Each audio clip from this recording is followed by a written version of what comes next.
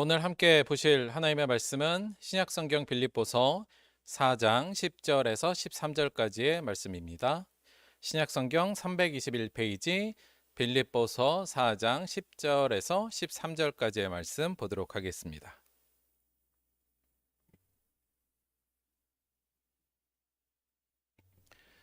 빌립보서 4장 10절에서 13절까지의 말씀 제가 봉독하도록 하겠습니다. 내가 주 안에서 크게 기뻐함은 너희가 나를 생각했던 것이 이제 다시 싹이 남이니 너희가 또한 이를 위하여 생각은 하였으나 기회가 없었느니라. 내가 궁핍함으로 말하는 것이 아니니라. 어떠한 형편에든지 나는 자족하기를 배웠노니 나는 비천에 처할 줄도 알고 풍부에 처할 줄도 알아. 모든 일 곧 배부름과 배고픔과 풍부와 궁핍에도 처할 줄 아는 일체의 비결을 배웠노라.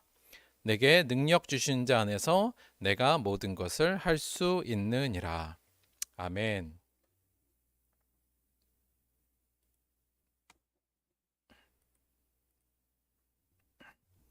자, 오늘 본문의 말씀을 중심으로 해서 배워야 할 것, 이렇게 제목을 좀 붙여봤습니다. 우리가 본문을 통해서 무엇을 배워야 될지 한번 같이 생각해 보는 시간 갖도록 하겠습니다.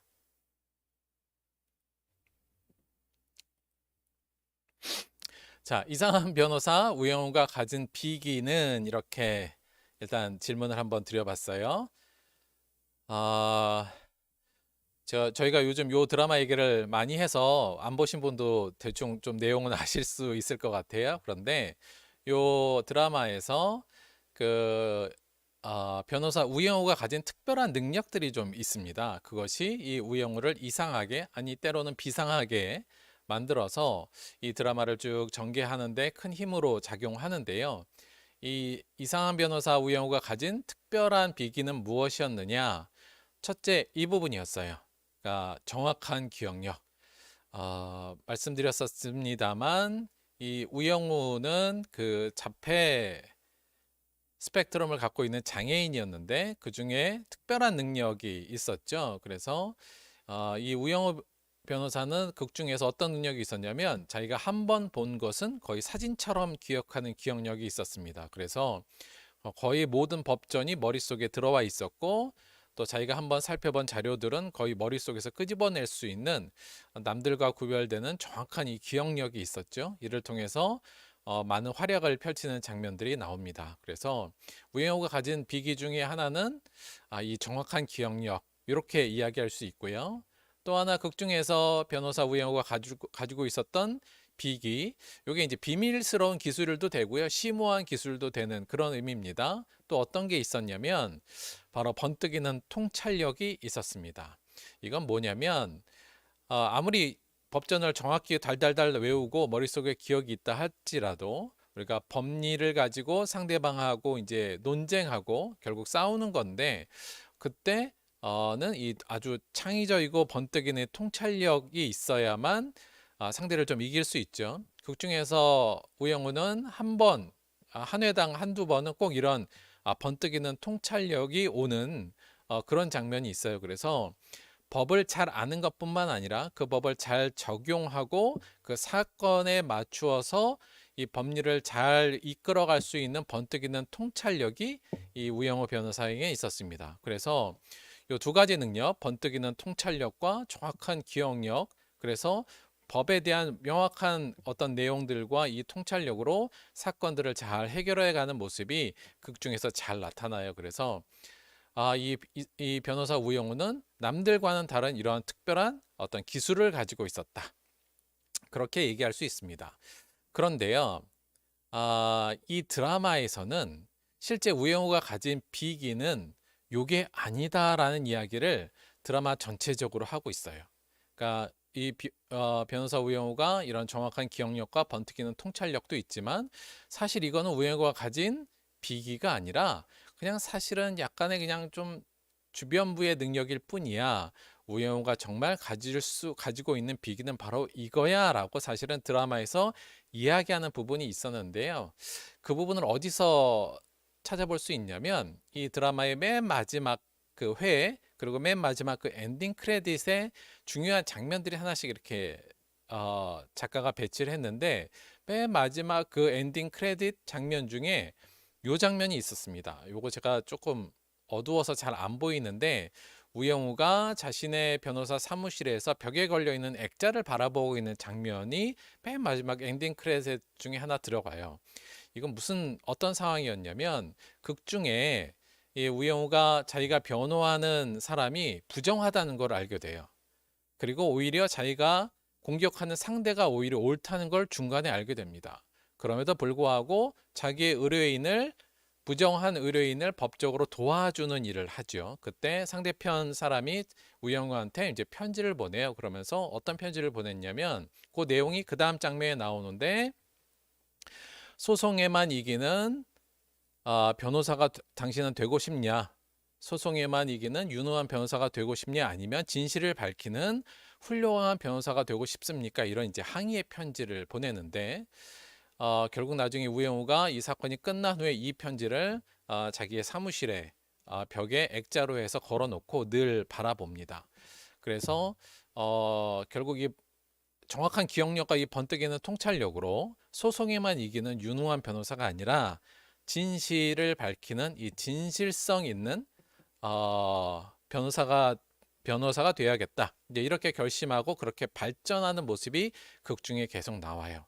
그래서 결국 이 이상한 변호사 우영우가 가진 비기는, 드라마에서 얘기하는 것은 이런 정확한 기억력이나 번뜩이는 통찰력, 남들과는 다른 이런 뛰어남이 아니라 그의 진정한 숨은 기술 또는 심오한 기술은 바로 이런 진실성을 추구하는 참된 인간성, 이 부분을 드라마에서는 진짜 우영우가 가진 비기다, 이렇게 이야기하고 있는 것 같습니다. 제 해석으로는요. 그래서 비상한 변호사 우영우는 결국은 이상하지만 정말 비상한 거라고 말씀드렸잖아요. 그가 가지고 있는 어마어마한 기억력이나 통찰력이 아니라 그가 갖고 있는 이 진실성, 그리고 그 진실성이 만들어져 가는 과정, 그 부분을 굉장히 중요하게 생각하고 있다, 저는 이렇게 봤어요. 여기서의 정확한 기억력과 번뜩이는 통찰력은 우영우가 가지고 있었던, 그러니까 이건 우영우가 자기가 노력해서 얻은 게 아니라 그냥 원래부터 갖게 된 능력인데요. 이 비기라고 말할 수 있는 진실성, 이 부분은 사실은 수많은 어려움 과정을 겪어내면서 우영우가 발전해가는 어떤 기술이거든요. 드라마에서는 이것이 가장 더 중요하다고 우리에게 얘기하고 있었습니다. 그런데 현실에서는 사실 그렇지 않죠.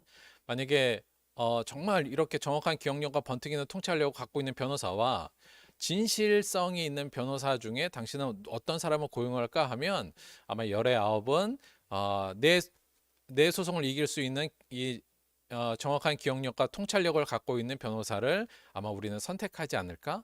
어쩌면 그래서 이 드라마는 정말 좀 판타지가 아니냐, 비현실적이 아니냐, 이제 그렇게 생각될 수도 있었던 것 같습니다. 기독교 역사에서 최고의 선교사이며 신학자이기도 하고 그리스도인이었던 바울, 우리가 지금 계속 공부하고 있는 바울도 비기가 있었습니다. 굉장한 능력이 있었고 비밀스러운 그리고 심오한 기술이 있었거든요.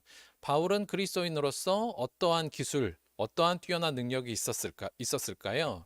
쉽게 우리가 생각하면 일단 이 부분이요. 바울은 기본적으로 기적의 능력이 있었습니다. 다들 아시다시피 사도 바울은 수많은 기적들을 일으켰던 사람이에요. 뭐 병든 사람도 수없이 고치게 했었고요. 또 더 나아가서 죽은 자까지 살리는 그런 일들도 성경은 보도하고 있습니다.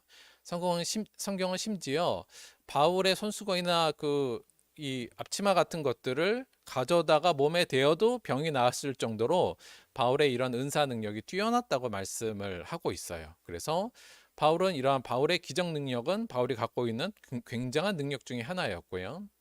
두 번째는 바울의 복음 전파 능력인데, 뭐 비록 바울이 말에는 좀 어눌하다는 말도 있긴 하지만 실제로 수많은 현장에서 사도 바울이 복음 전파에 설교를 했고, 그 설교에 수많은 사람들이 감동하고 그 설교로 인하여 하나님을 믿게 되는 일들이 굉장히 많이 일어나게 됐죠. 그래서 부인할 수 없는 능력, 바울의 복음 전파 능력, 설교 능력이라고 할 수 있습니다.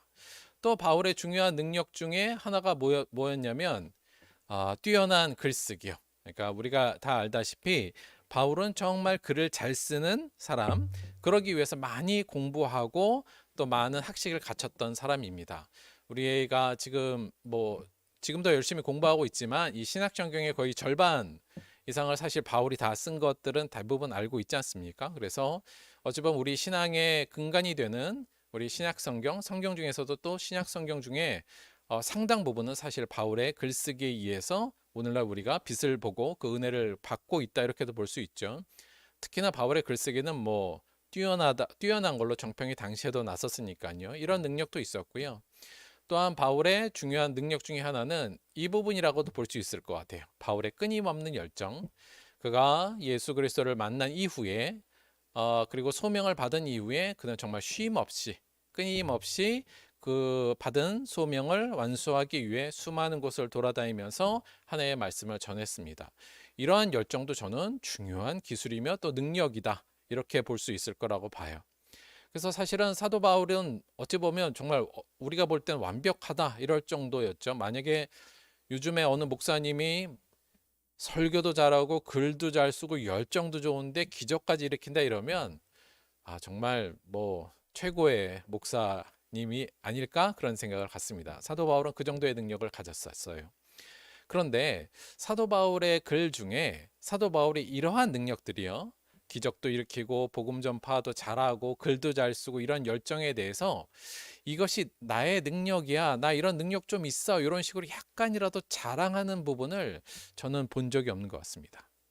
사도 바울은 이런 부분들에 대해서 물론 우리가 여러 가지 글들의 행간을 통해서 그의 어떤 이런 능력을 읽어낼 수는 있습니다만, 바울 스스로가 나 이런 능력 좀 있어, 이거나 굉장히 중요한 이런 기술이 나한테는 있어, 이렇게 자랑했던 적은 제가 볼 때는 찾아볼 수 없는 것 같아요. 사도 바울이 이러한 것들은 자신의 특별한 능력이라고 누구 앞에 자랑한 일이 거의 없습니다. 그런데 그럼에도 불구하고 바울이 사실 나 조금 자랑할 만한 기술이 하나 있어, 이렇게 얘기한 부분이 있어요. 뭘까요? 그게 오늘 본문을 통해서 바라볼 바울의 진정한 비기라고 볼 수 있습니다. 오늘 본문 한번 그래서 찾아볼게요. 내가 주 안에서 크게 기뻐함은 너희가 나를 생각하던 것이 이제 다시 싹이 나미니 너희가 또한 이를 위하여 생각은 하였으나 기회가 없었느니라. 내가 궁핍함으로 말하는 것이 아니라 어떠한 형편에든지 나는 자족하기를 배웠노니 나는 비천에 처할 줄도 알고 풍부에 처할 줄도 알아. 모든 일 곧 배부름과 배고픔과 풍부와 궁핍에도 처할 줄 아는 일체의 비결을 배웠노라. 내게 능력 주신 자 안에서 내가 모든 것을 할 수 있느니라. 이 본문이 많이 익숙한 본문이죠. 특별히 우리가 익숙한 것은 사실은 지난주도 마찬가지고요. 이제 저희가 이게 작년인지 재작년인지 제가 정확히 기억은 안 납니다만, 저희가 행복이라는 주제를 할 때 이미 다루었던 본문이에요.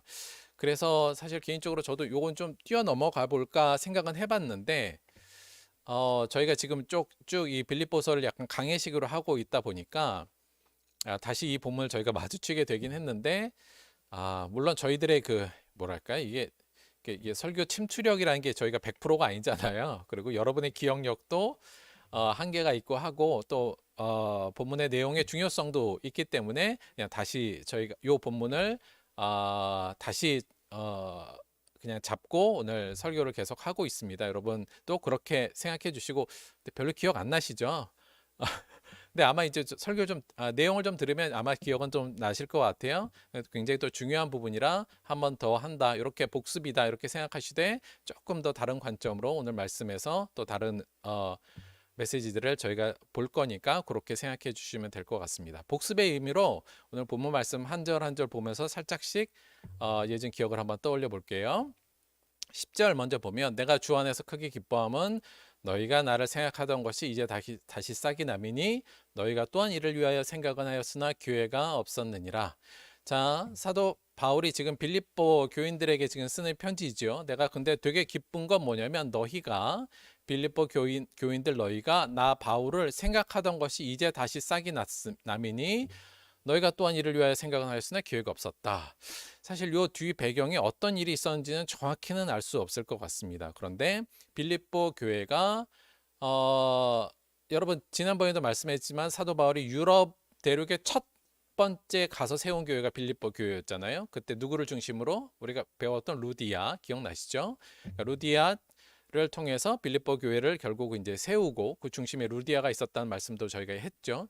그 교회가 이후에 사도 바울의 전도 여행을 많이 지원을 했는데 오늘 내용을 좀 보면 중간에 지원이 좀 끊겼던 것 같죠. 너를 생각하던 것이 이제 다시 싹이 났다 이렇게 얘기하니까요. 이 너희가 생각은 했으나 그동안 기회가 없었다 이렇게 말을 하는데 그냥 생각해 볼 때 이건 그냥 저희들의 추정입니다만 아마 앞에 보면 우리 빌립보 교회 안에 사도 바울을 좀 싫어하는 사람이 있었잖아요. 특히나 그 할레파라는 사람들 싫어한다기보다도 오히려 사도 바울을 모함하고 이단이다 뭐 이렇게까지 이야기했던 사람들인데 아마 그 사람들의 영향으로 빌립보 교회가 바울을 지원하는 것을 좀 중지했던 것이 아닌가 이런 생각이 좀 듭니다. 그랬다가 여간 다시 이제 사도 바울을 지원하기로 물질적으로 지원하기로 이제 결단을 한 게 알려지게 된 거죠. 그래서 너희들이 다시 싹이 나미니 싹이 나서 내가 좀 기뻐 지금 이 얘기를 하는 겁니다. 그런데 11절에서 보면 내가 궁핍함으로 말하는 것이 아니다 이렇게 얘기하죠. 자, 여기서부터 약간 주제 방향을 사도 바울이 바꾸는데 뭐냐면 너희들이 나를 다시 지원해 주기로 한 거 물질적으로 너무 고마워. 그런데 내가 이렇게 고맙고 기쁜 것은 지금 내가 굉장히 궁핍해서 말하는 것은 아니야. 지금 이렇게 이야기를 하죠. 내가 지금 가난하고 지금 없어서 너희들이 도와주는 것을 내가 기뻐하는 것 그거 아니다 하면서 굉장히 새로운 주제 그리고 우리가 지금 알고자 하는 중요한 사도 바울의 신앙적 내용을 이야기합니다. 그러면서 뭐라 그러냐면 어떠한 형편이든지 나는 자족하기를 배웠다 이렇게 얘기를 하죠. 그래서 내가 지금 너무 가난한데 그리고 없어서 니들이 물질적으로 도와주는 것 그것 때문에 기쁜 건 아니야. 나는 어떤 형편이든지 자족하기를 배웠어 이렇게 얘기하고 있습니다. 어떤 형편이든지 나는 자족하기를 배웠다 이렇게 선언을 지금 하고 있는 거죠. 이게 무슨 말인가를 그 다음 절에서 조금 더 자세하게 설명하고 있어요. 무슨 말이냐면 나는 비천에 처할 줄도 알고 풍부에 처할 줄도 알아 이렇게 얘기합니다. 그러니까 여기서 비천이라고 하면 나는 물질적으로 가난하고 또 물질적으로 풍부함에도 처할 줄도 알고 자 배워서 이제 알게 된 거예요.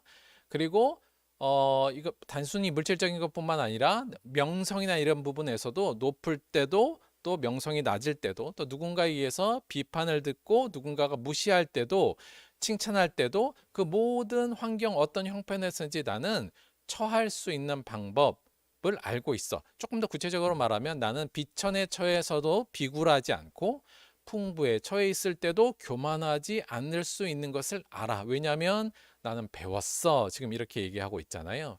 그리고 요 내용은 뭐냐? 요걸 다시 한번 설명하죠. 그래서 12절도 그 내용인데요. 내가 배고플 때 배부를 수 있는 또 궁핍할 때 풍부할 수 있는 일체의 나는 비결을 배웠노라 이렇게 얘기합니다. 여기 배부름과 배고픔과 풍부와 궁핍에 처할 줄 아는 일체의 비결을 배웠노라 이렇게 이해하시면 돼요. 배고플 때도 나는 배부를 수 있고 궁핍할 때도 나는 풍부할 수 있는 일체의 비결을 배웠노라. 이게 비기 특별한 기술을 나는 이미 배웠어 이렇게 얘기하고 있는 겁니다. 그러니까 여기서 사도 바울이 자신이 갖고 있는 중요한 기술이라고 말하면 좀 그런가요? 근데 여기서는 배웠다라고 얘기하잖아요. 그러니까 배웠다는 게 중요해요. 어디서 내가 팍 얻은 게 아니라 많은 시간과 노력을 통해서 이미 나는 배운 거예요. 그 배운 거라는 의미로 여기서는 기술이라는 말을 저는 쓸 수 있다고 보거든요. 그래서 일체의 나는 비기를 배운 사람이야. 결국 그 내용은 뭐예요? 자족하기를 배웠다는 내용이잖아요. 어떤 형편에든지 나는 자족하는 기술을 배웠어. 뭔가 약간 은근히 자기가 갖고 있는 기술을 지금 얘기하고 그 기술을 같이 공유하기를 원하고 있어요. 뭐 나 얼마나 내가 또 그 얼마나 많은 기적을 일으킨지 니들 알지? 나 그런 능력 있다. 이런 얘기는 걸고 사도 바울이 안 했는데 나 일체의 비결 배웠어. 지금 이 얘기를 하고 있는 거죠. 은근슬쩍 내가 갖고 있는 비밀을 비기를 지금 이야기하고 있는 겁니다. 그것이 뭐예요? 자족하는 기술이었어요. 그래서 13절 보면 이 내용을 쭉 이어오면 내게 능력 주신 자 안에서 내가 모든 것을 할 수 있느니라 이렇게 하는데요. 요거 그때도 말씀드렸습니다만 저는 사도 바울이 이 말씀 13절 말씀은 참 우리들이 잘 알고 좋아하는 말씀이긴 한데 사도 바울이 제가 볼 땐 가장 가슴 아파하는 구절이 아닐까 싶어요. 왜냐하면 자 지금의 내용으로 이해하면 13절은 어떤 내용이에요? 나를 강건하시게 하는 분 안에서 여기서 능력 주시는 자 안에서 나를 강하게 하여 주시는 분 안에서 나를 강건하게 붙들어 주시는 자 안에서 이렇게 이해하시면 되거든요. 그 안에서 내가 모든 것을 할 수 있느니라. 여기서의 모든 것을 할 수 있다는 건 뭐냐면 그러한 어떠한 환경에 처하든지 내가 배고프든지 궁핍하든지 비천하든지 풍부하든지 뭐 이런 모든 환경에 흔들리지 않고 나는 나에게 주어진 소명의 길을 걸어갈 수 있습니다. 왜냐하면 나를 강건케 하시는 분이 있기 때문에. 그래서 내가 비천하든 풍부하든 상관없이 저는 이 길을 이 모든 것을 해낼 수 있습니다. 내 소명을 잘 감당할 수 있습니다. 지금 이렇게 얘기하고 있는 거거든요. 그런데 우리는 이 13절을 요 문맥 상관없이 요 내용만 따서 우리가 보통 많이 어떻게 이해해요? 내게 능력 주시는 예수님 안에 있으면 내가 하고 싶어 하는 모든 것은 내가 해낼 수 있다. 이렇게 이해하잖아요. 다시 말하면 사도 바울이 얘기한 거하고 사실은 정반대로 이렇게 이해하면 이해하는 거예요. 사도 바울은 내게 능력 주시는 자, 나를 강건하시게 하는 분 안에서 어떠한 외부적 환경에도 난 흔들리지 않는다. 이거거든요. 그러니까 한마디로 말하면 변하지 않는 내 외부적인 환경이 있지만 여전히 나는 비천할 수도 있고 궁핍할 수도 있지만 그 환경을 내가 변화시키는 것이 아니라 그 환경에 변화되지 않는다 할지라도 나는 주 안에서 나를 강건하게 하는 분 안에서 나는 해낼 수 있다. 내 길을 이건데 우리는 예수를 통해서 이 환경을 변화시킬 수 있다라고 이 본문을 이해하는 경우가 많거든요. 정반대예요. 그래서 사실 사도 바울이 제가 사실 어렸을 때도 이제 요 13절 말씀 통해서 저도 은혜도 많이 받고 위로도 많이 받고 제가 내가 할 수 있을까 막 이런 거 할 때 늘 이 말씀을 가슴에 새기면서 했지만 결국 사도 바울은 제일 가슴 아프게 이 말씀을 제가 볼 때는 오해하고 있는 우리들을 볼 땐 가장 가슴이 아프지 않을까 이런 생각을 갖습니다. 꼭 한 가지 부탁드리고 싶은 것은 그래서 내가 예수를 믿으면 또는 그래서 내가 예수를 잘 믿으면 뭐 흔히 우리가 내가 열심히 기도를 많이 하면 열심히 교회를 봉사하면 또는 열심히 헌금을 하면 하나님께서 내가 원하는 환경으로 내 환경을 변화시켜 주실 거야. 내가 원하는 대로 모든 것을 변화시켜 주실 수 있을 거야 라는 것이 사실 우리의 신앙에 있어서 굉장히 큰 부분을 차지하는데요. 저는 그 부분은 저희들이 좀 고쳐야 한다. 그리고 이 말씀이 13절 말씀이 그러한 신앙적 어떤 기조를 갖는데 근거가 되는 말씀이 되어서는 결코 안 된다. 이 부분은 다시 한번 좀 강조를 드립니다. 또 부탁드리고 싶은 것은 그래서 우리 아이들을 지도하시는 우리 부모님들도 우리 아이들 신앙적으로 너희들 예수 잘 믿으면 하나님께서 이런 환경으로 다 우리를 변화시켜줘. 네가 원하는 것으로 바꾸어 주실 수 있어. 이렇게 지도하는 것은 오늘 말씀을 잘못 이해하고 가르치는 거다. 오히려 네가 속해 있는 네가 변하고 싶은 환경이 변하지 않더라 할지라도 어떤 환경이 있을지라도 우리를 강건하게 하시는 예수님 안에서 우리는 언제나 만족하고 행복할 수 있는 것을 배워야 돼. 사실 이것을 가르치는 게 매우 중요한데요. 좀 가슴 아픈 건 이게 참 고치기 어려운 부분이 아닌가. 개인적으로는 좀 그런 생각이 듭니다. 이 말씀은 그러니까 방금 예로 들자면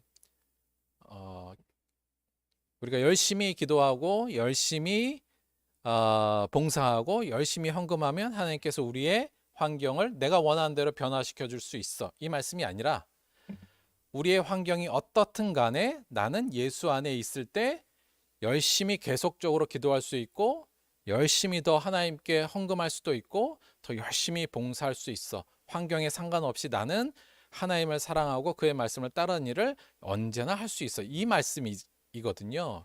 그러니까 이걸 저희가 제대로 알고 아이들에게 좀 잘 가르쳐야겠다. 그것이 사도 바울이 말한 이 비기, 사도 바울의 기술을 우리가 흡수하는 방법이라고 생각하시고 이 부분에 대해서 이러한 신앙적 기조에 대해서 다시 한번 생각해 주시기를 다시 한번 좀 강조를 좀 드릴게요. 자, 정리하면 결국 사도 바울이 갖고 있었던 비기, 그가 자랑하고 나름대로 그래도 나는 이게 기술이야 라고 자랑할 수 있었던 기술은 뭐냐면 어떤 환경에서든지 만족할 수 있는 사도 바울은 비기를 가졌다. 그의 기적의 능력도 아니요, 그의 설교의 능력이나 글쓰기 능력이나 그의 열정도 그는 자랑하지 않았지만, 혹은 내세우고 싶지 않았지만, 그는 그래도 어떤 환경에서도 만족할 수 있는 이 비기에 대해서는 나름대로 자랑하고 또 나름대로 사람들한테 설명하고 싶었던 것라고 여러분이 꼭 기억해 주셨으면 좋겠습니다. 조금 정리하자면 더 한마디로 말하면 자족하는 능력이거든요. 자족, 그러니까 스스로 만족한다는 이 능력인데 이 기술인데 요거에서 저희가 한 걸음만 조금 더 들어가면 결국 자족이라는 건 뭐냐? 자족의 기술은 뭐냐? 사도 바울이 그렇게 좀 자부심을 갖고 있는 이 자족의 기술은 두 가지로 볼 수 있는데요. 첫째는 타인에 의해 공급되는 것이 아닌 내 안의 것으로 나는 만족하고 행복해 한다는 능력이죠. 그러니까 타인이 나에게 뭐 주던 안 주던, 타인이 나를 칭찬하건 그렇지 않던 간에 그거와는 상관없이 내 안의 것으로 나는 만족한다는 거고요. 비슷하지만 조금 다른 의미로 보자면 외부 환경에 의지하지 않고 내 안의 것으로 만족한다는 겁니다. 그렇죠? 그러니까 내 안에 있는 것으로만 만족하는 거지, 내 외부 환경이 좋든 안 좋든 나는 그게 나의 만족, 나의 기쁨, 나의 행복과는 큰 상관없어. 나는 내 안의 것으로 이미 만족할 수 있는 사람이야. 이 얘기니까요. 한마디로 말하면 내 스스로라는 말은 내 안의 것에 대해서 나는 것만으로 만족할 수 있다. 밖에하고는 아무 상관없이, 이렇게 이야기할 수 있고요. 그래서 우리가 이게 자족의 기술을 가지려면 기본적으로 뭐가 필요하냐라고 생각할 때 두 가지가 꼭 필요해요. 첫째는 이거 예전에도 그때 말씀드렸습니다만, 첫째 비교 금지. 자꾸 타인하고 비교하고 타인의 환경과 나를 자꾸 비교하기 시작하면 결코 자족할 수가 없습니다. 그렇잖아요. 그러니까 하여튼 내가 이런 환경에 있었으면, 또는 저런 환경에 있었으면, 야 쟤는 저런 환경에 있네, 나는 이런 환경인데, 쟤는 돈이 저렇게 많네, 나는 없는데, 쟤는 건강하네, 나는 아닌데, 저 사람이 나를 칭찬하네, 쟤는 인기가 있네, 나는 없네, 이런 식으로 비교하기 시작하면 결코 자족의 기술을 가질 수가 없다. 그래서 비교 금지는 그때도 말씀드렸습니다만 매우 자족하기 위해서는 꼭 필요한 것이고요. 그런데 비교 금지만이 아니라 내가 자족하는 이 기술을 갖기 위해서는 뭐가 필요하냐? 내 안의 것으로 만족하는 거잖아요. 따라서 내 안에 이미 가지고 있는 것에 가치를 볼 수 있는 눈을 동시에 가져야 됩니다. 이게 두 개가 동시에 있어야 자족이 좀 가능해요. 그러니까 비교만 안 한다고 자족되지 않습니다. 왜냐하면 내 안의 것을 볼 때 만족함이 없는데 그럼 자족이 안 되죠. 내 안에 가치가 정말 볼 수 있는 눈이 있음에도 불구하고 있어도 자꾸 비교하기 시작하면 자족하는 게 어려워집니다. 따라서 이 두 가지는 사도 바울이 가지고 있었던 것이라고 볼 수 있고요. 그렇기 때문에 그가 자족할 수 있었다, 이렇게 이야기할 수 있죠. 우리 사랑하는 들법교회 성도님들도 요거는 기억하셔야 돼요. 우리가 비교하지 말자. 요거 다시 한번 강조드려요. 다른 사람과 비교하지 마세요. 다른 사람의 삶과 또는 다른 사람이 가진 것과 내가 가진 것 비교하면서 우울해하거나 심란해하실 필요 없습니다. 요거 비교 금지. 또 하나, 내 안의 것의 가치를 보는 눈을 저희가 키워야 되는데, 대체 내 안의 것이 대체 뭐가 그렇게 가치 있는 거냐? 라고 볼 때 사도 바울의 이야기 중에 요것을 볼 수 있는 하나의 중요한 구절이 있어요. 이 부분입니다. 고린도후서 4장 5절 7절인데요. 우리는 우리를 전파하는 것이 아니라 오직 그리스도 예수의 주 되신 것과 또 예수를 위하여 우리가 너희 종된 것을 전파함이라. 어두운 데에 빛이 빛이라 말씀하셨던 그 하나님께서 예수 그리스도의 얼굴에 있는 하나님의 영광을 아는 빛을 우리 마음에 비추셨느니라. 우리가 이 보배를 질그릇에 가졌으니 이는 심히 큰 능력은 하나님께 있고 우리에게 있지 아니함을 알게 하려 함이라. 자, 사도 바울이 지금 우리 안에 있는 것을 뭘로 표현했어요? 나는 질그릇인데 내 안에 있는 게 뭐예요? 이 보배예요. 그러니까 내 안에 지금 내가 이미 갖고 있는 것이 정말 보배구나. 정말 큰 보물이구나. 이걸 일단 알아야 된다는 것을 계속적으로 강조드렸었죠. 이게 정말 보배인데 대체 뭘 갖고 사도 바울이 지금 보배라고 이야기하고 있는가가 바로 그 윗구절에서 저희가 알 수 있어요. 첫째, 뭐가 보배냐면 오직 그리스도 예수의 주 되신 것을 아는 거죠.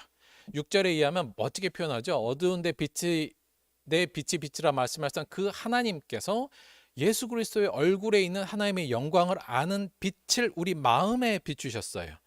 자, 그래서 우리가 뭘 알게 됐어요?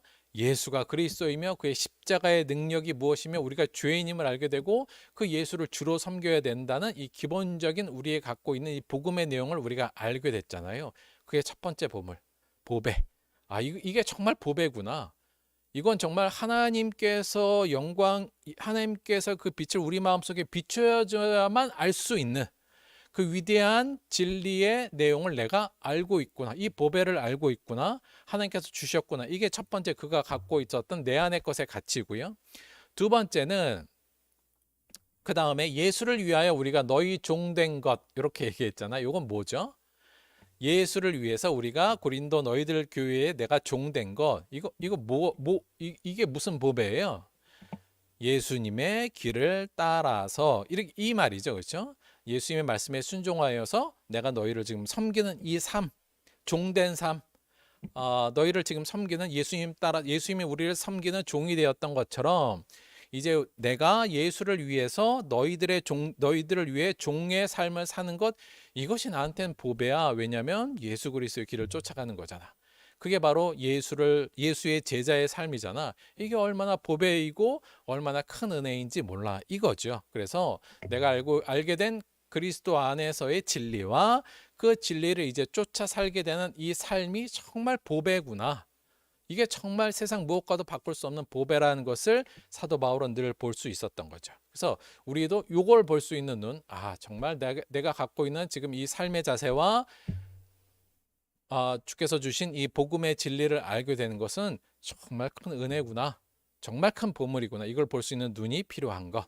이게 굉장히 중요하다고 말씀드릴 수 있을 것 같습니다. 그래서 우리 사질법교회 성도님들도 우리가 이 자족의 비기를 알려면 우리도 이미 이 보물을 갖고 있잖아요. 우리 안에 이것을 볼 수 있는 눈을 가지셔야 되고 두 번째 비교 금지. 요거는 꼭 기억해 주시기 바랍니다.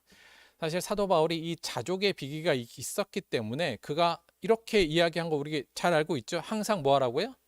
항상 기뻐하라, 쉬지 말고 기도하라, 범사에 감사하라. 이는 그리스도 예수 안에서 너를 향하신 하나님의 뜻이니라. 항상 어떻게 기뻐해요? 자족할 수 있어야 가능한 거예요. 그렇죠? 어떤 환경에서든지 만족할 수 있어야 이게 가능한 거죠. 범사에 감사도 마찬가지고요. 자족이 있어야 되고 자족이 있을 때 기도도 끊임없이 나올 수 있습니다. 그것이 곧 하나님의 뜻이라는 말은 결국은 하나님의 뜻은 뭐예요? 우리가 어떤 환경에서든지 자족할 수 있는 능력을 갖추는 거, 그것이 하나님의 뜻이라는 거라고 우리가 또다시 이해할 수 있겠죠. 우리 사랑하는 들법교 성도님께서 이 자족의 기술은 꼭 욕심을 내시고 익히는데 신경 꼭 써주시기를 다시 한번 부탁을 좀 드립니다. 여기서 근데 한 걸음 오늘 조금 더 나가 보려고 해요. 뭐냐면 사실 오늘 본문에선 이 내용이 안 나왔어요. 뭐냐면 그럼 대체 사도 바울은 어떻게 자족하는 비결을 배웠을까 하는 부분입니다. 배웠다고 하잖아요. 이게 배웠다는 얘기는 그냥 누군가에게 특 지식으로 알아서 야 오늘 목사님이 자족하는 거 가르쳤어. 나 배웠어. 이 배움이 아니거든요. 여기서 배웠다는 건 그의 삶을 통해서 그가 끊임없이 축적돼 왔다는 건데 대체 사도 바울은 그럼 어떻게 이 자족하는 비결을 배웠는가? 얻었는가가 아니에요. 배웠는가예요. 이게 이제 궁금하잖아요. 우리도 이제 이 비결을 배우려면 근데 이 부분에 대해서 말씀을 안 하고 있거든요. 근데 사도 바울이 쭉 그동안에 썼던 다른 것들을 통해서 이걸 저희가 약간 추적해 볼 수는 있을 것 같아서 오늘은 조금 더 한 걸음 나가서 이걸 한번 추적해 보려고 합니다. 사도 바울은 어떻게 자족하는 비결을 배웠을까요? 간단하게 두 가지만 말씀을 드리려고 하는데 첫째는 사도 바울이 이것을 배울 수 있었던 이유는 이게 있었기 때문입니다. 뭐냐면 고되고 참담한 환경과 수많은 타인들의 비난에 시달리는 상황 속에 있었다는 겁니다. 사도 바울이 그의 신앙생활이 순탄하지 않았다는 것은 여러 번 말씀을 좀 드렸어요. 대표적으로 고린도후서 11장 이후에 보면 사도 바울 스스로가 얘기한 부분이 나오죠. 한번 읽어볼게요. 그들이 그리스도의 일꾼이냐 정신없는 말을 하거니와 나는 더욱 그러하도다. 내가 수고를 넘치도록 하고 옥에 갇히기도 더 많이 하고 매도 수없이 맞고 여러 번 죽을 뻔하였으니 유대인들에게 40이 하나 감한 매를 5번 맞았으며 3번의 태장으로 맞고 1번 돌로 맞고 3번 파손하고 일주야를 깊은 바다에서 지냈으며 여러 번 여행하면서 강의 위험과 강도의 위험과 동족의 위험과 이방인의 위험과 신의 위험과 광야의 위험과 바다의 위험과 거짓 형제 중에 위험을 당하고 또 수고하며 애쓰고 여러 번 자지도 못하고 줄이고 목마르고 굶고 춥고 헐벗었노라. 아니 왜 이렇게 하나님께서 크게 쓰시는 인물이 이러한 환경 속에 놓였느냐, 그리고 왜 이런 환경 속에 놓였는데도 불구하고 이러한 환경은 변화되지 않았는가.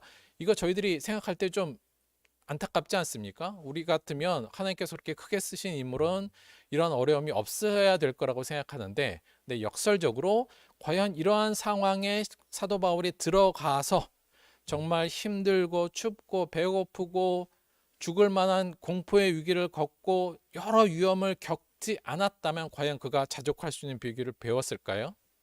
자족할 수 있는 비기는 이러한 환경 속에 들어가지 않고는 결코 배울 수가 없는 겁니다. 정말 이 보석 같은 이 기술, 그리스도인들의 정말 핵심적인 기술이라고 할 수 있는 자족 같은 기술은 이런 상황, 이런 어렵고 고통스럽고 변하지 않는 환경, 그 속에 들어있는 나, 그리고 그 속에서 하나님과의 대화와 그 속에서의 몸부림, 그 속에서 배태되는 것이 바로 자족의 기술이거든요. 따라서 사도 바울은 어디서 배웠느냐? 바로 그가 이러한 수많은 어려움 속에 처한 상황이 사도 바울에게 이러한 상황, 이러한 자족의 비기를 배워주었다는 것을 결코 잊어서는 안 됩니다. 우리가 우리 예수 잘 믿으면 아무런 어려움이 없어지는 거 아니에요? 전 성경에서 그런 경우를 본 적이 별로 없습니다. 여러분, 우리가 좋아하는 수많은 인물들, 구약부터 해도 사실 마찬가지거든요. 누가 있을까요? 아브라함부터 시작해서요. 아브라함, 야곱, 우리가 좋아하는 요셉부터 다윗, 성경에 있는 영웅들이, 여러분, 우리가 좋은 영웅들의 어떤 이야기만을 해서 그렇지 성경에 보면 수많은 어려움과 고난 속에 처하는 모습들이 나옵니다. 신약에서 예수님을 필두로 해서 그의 제자들 또한 수많은 환경, 변하지 않는, 그리고 돌이킬 수 없는 수많은 어려운 환경 속에 늘 놓여 있었어요. 그 속에서 참된 그리스도인들은 그 속에 있으면서 단련되고 그 속에서 하나님께 외치고 그러면서 자족하는 것, 그러면서 환경이 아니라 내 안의 것으로 감사하고 만족하고 기뻐하는 것을 배운 사람들이라는 것을 성경은 지속적으로 주장하고 있고 알려주고 있습니다. 그래서 약간 이건 환상 같아요, 여러분. 환상이에요. 뭐냐면 내가 예수 잘 믿으면 내 앞에 모든 환경들은 다 변화될 거야. 물론 그런 경우가 있을 수는 있습니다. 완전히 없다는 건 아니지만 성경은 그것을 우리들에게 요구하거나 또는 우리들에게 그 길을 가르쳐주고 있진 않아요.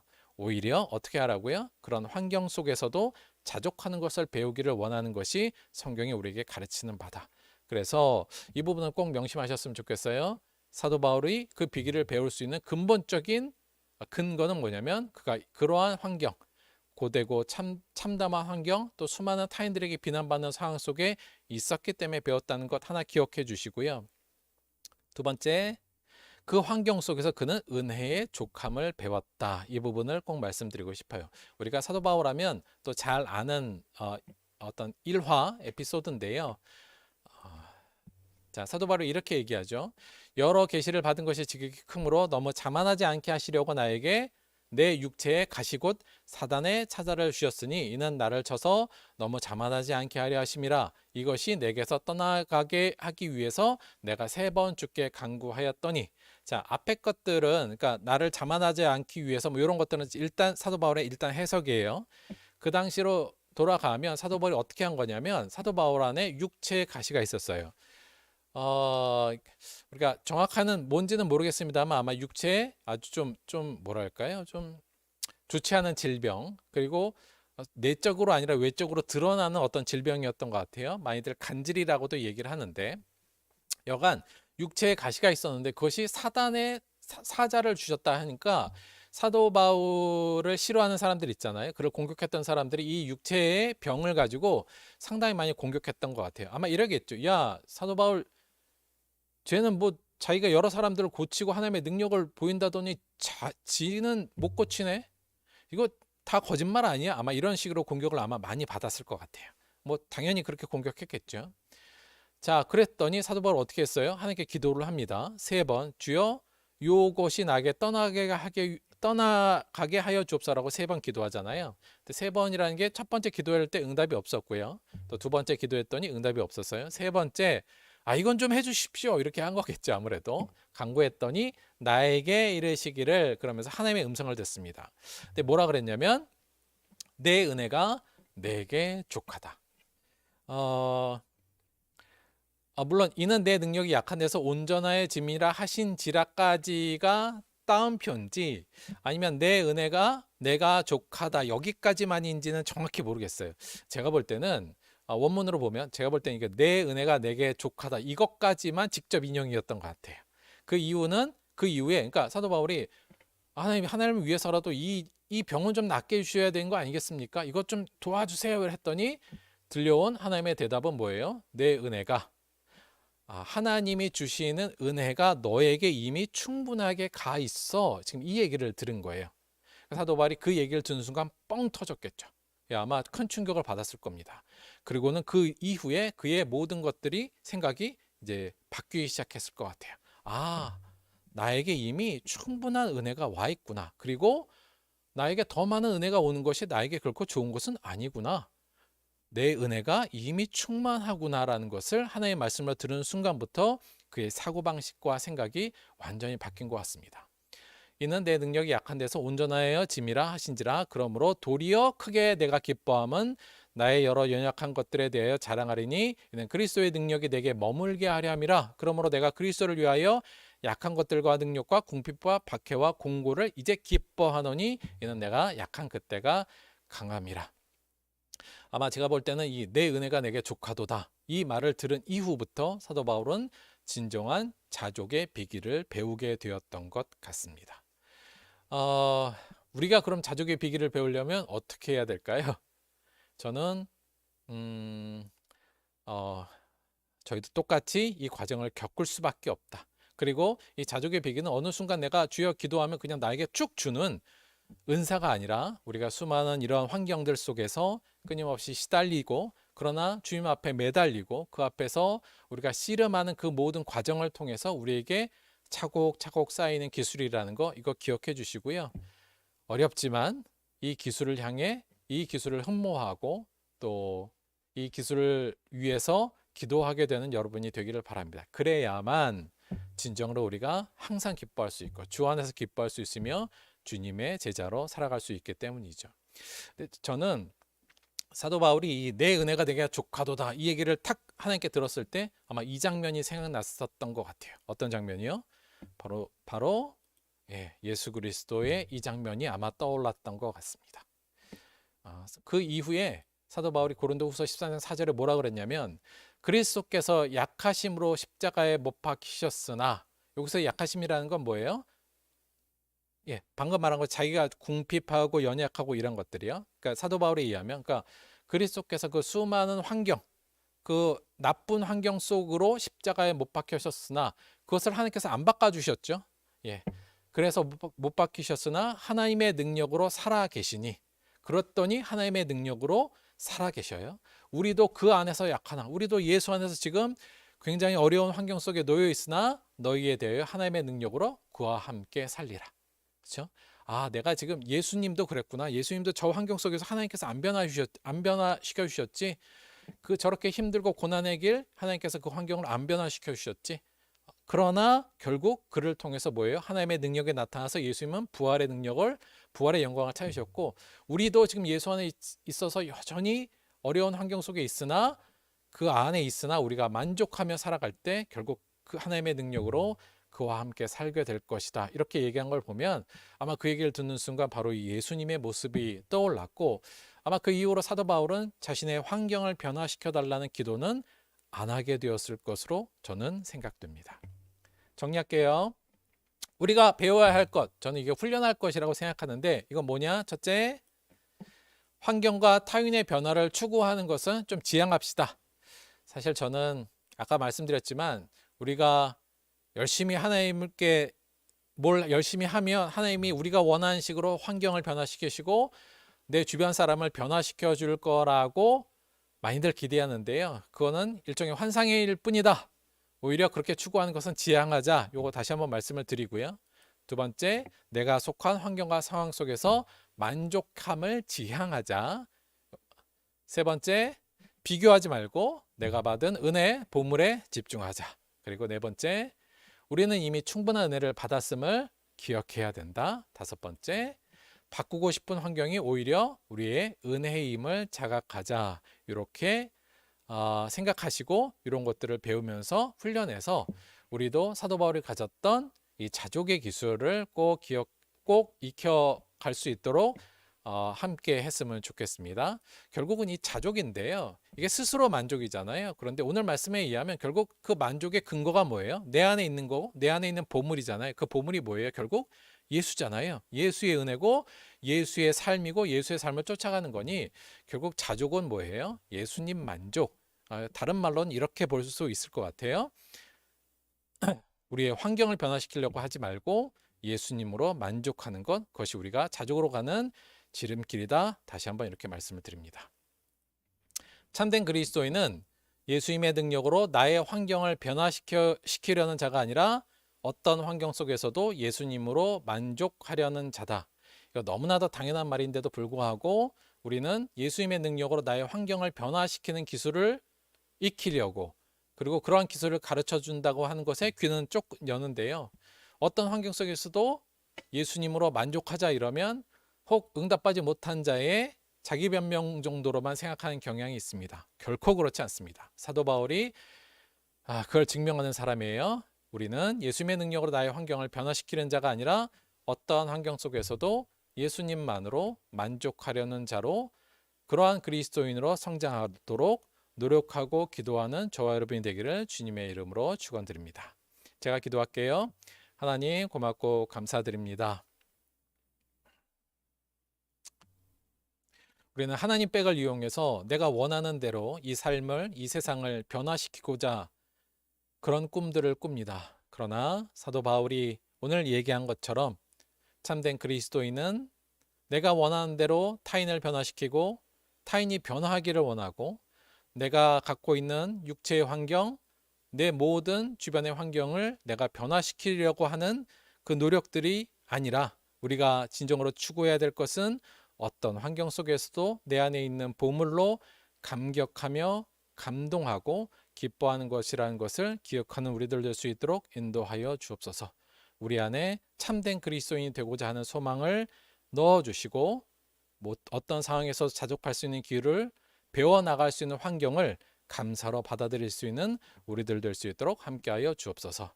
예수님의 이름으로 기도드렸습니다. 아멘. 온라인 예배라 오늘 조금 더 길게 드렸어요. 양해 부탁드립니다. 자, 일단 저는 주중에 검사를 한 번 더 할 거고요. 이제 음성이 나오면 잘 소독 잘 하고요. 다음 주에는 모여서 예배 드릴 수 있도록 하겠습니다. 오늘 그래도 명절이라 이것저것 나눠 먹을 수 있는 것들도 많고 해서 그런 거 기대했는데, 하여튼 이렇게 된 거에 대해서는 다시 한번 양해의 말씀을 좀 구하고요. 다음 주에 잘 정비해서 다시 모여서 예배 드릴 수 있도록 최선을 다하도록 하겠습니다. 여러분도 그렇게 알아주시고요. 혹시나 뭐 특별한 일이 생겼다, 뭐 이러면 그때 다시 공지하도록 하겠습니다. 연휴 마지막 잘 보내시고 건강하게 그리고 행복하고 평안하게 좋은 주말 마지막 연휴 잘 보내시기를 다시 한번 부탁을 드립니다. 주기도문 합독으로 오늘 예배 마치도록 하겠습니다. 하늘에 계신 우리 아버지여, 이름이 거룩히 여김을 받으시오며 나라가 임하시오며 뜻이 하늘에서 이루어진 것 같이 땅에서도 이루어지이다. 오늘 우리에게 일용할 양식을 주시옵고 우리가 우리에게 죄진 자를 사하여 준 것 같이 우리 죄를 사하여 주시옵고 우리를 시험에 들게 하지 마시옵고 다만 악에서 구하시옵소서. 나라와 권세와 영광이 아버지께 영원히 있사옵나이다. 아멘.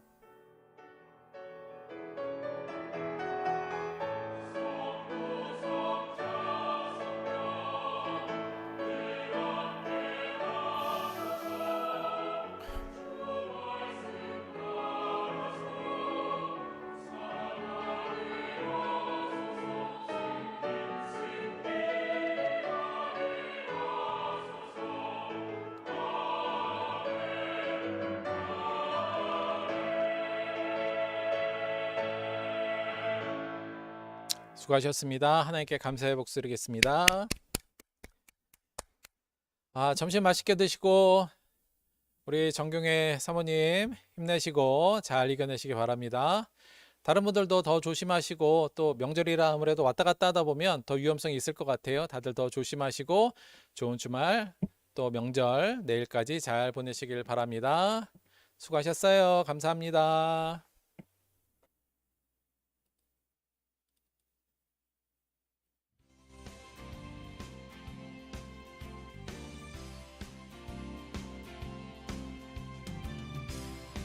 예, 저도 잘 관리하겠습니다.